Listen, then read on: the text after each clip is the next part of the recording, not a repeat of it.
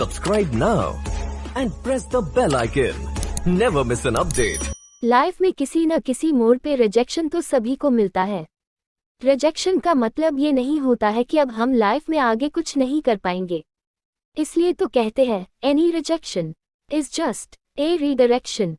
ये कहानी भी रिजेक्शन के बारे में ही है। एक 22 साल का लड़का था। वो एक बड़ी कंपनी में पियोन की नौकरी के लिए इंटरव्यू देने गया था। उस कंपनी के मालिक ने उस लड़के से कहा कि अगर तुमने ये फर्श अच्छे से साफ कर दिया तो ये नौकरी मैं तुम्हें दे दूंगा। उस लड़के ने फर्श को बहुत अच्छे से साफ किया और फर्श देखकर मालिक खुश हो जाते हैं और उस लड़के से कहते हैं ये नौकरी अब तुम्हारी कल से काम पर आ जाना। मालिक ने उस लड़के से ये भी कहा कि तुम्हें एक फोटो, आईडी प्रूफ और ईमेल आईडी भी देना होगा।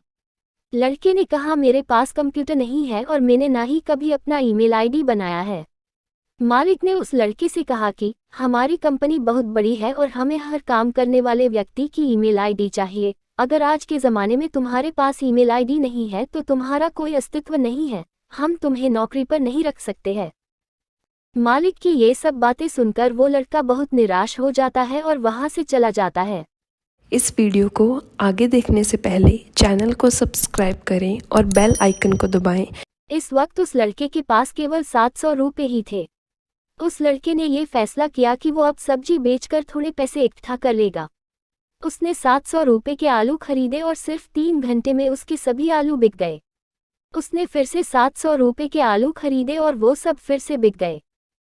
इस तरह उस लड़के ने दिन में 2 बार 700 के आलू खरीदे और बेचे। दिन के अंत में उसे अच्छा मुनाफा हुआ।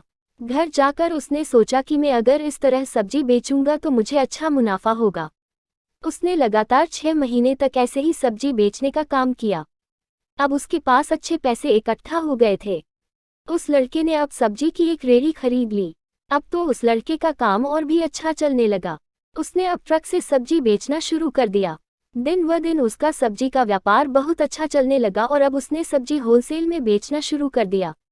अब उसका व्यापार भी बड़ा हो गया था, इसलिए वो अकेले ये सब नहीं संभाल पा रहा था। उसने कुछ व्यक्तियों को काम पर रख लिया। कुछ सालों के बाद उसका फूड रिटेलिंग में बहुत बड़ा नाम हो गया। एक दिन उसने सोचा कि मैं अब अपना बीमा करवा लेता हूँ। उसने एक बीमा करने वाले एजेंट को अपने घर पर बुलाया। एजेंट ने बीमा करते वक्त उस व्यक्ति का ईमेल आईडी पूछा। उसने कहा मेरे पास ईमेल आईडी नहीं है। तभी वो एजेंट ने बड़ी हैरानी के साथ उसे पूछा कि क्या आपके पास सच में कोई ईमेल आईडी नहीं है? आपका इतना बड़ा व्यापार है और आपके पास ईमेल आईडी भी नहीं है। आपको पता है अगर आपके पास ईमेल आईडी होता तो आज आप कहाँ से कहाँ पर होते? उस व्यक्ति ने उस एजेंट से कहा कि अगर मेरे पास ईमेल आईडी होता तो आज मैं एक पियोन होता। ये बात उस बीमा लेने वाले एजेंट को पता नहीं चली, लेकिन आपको पता चल गई होगी।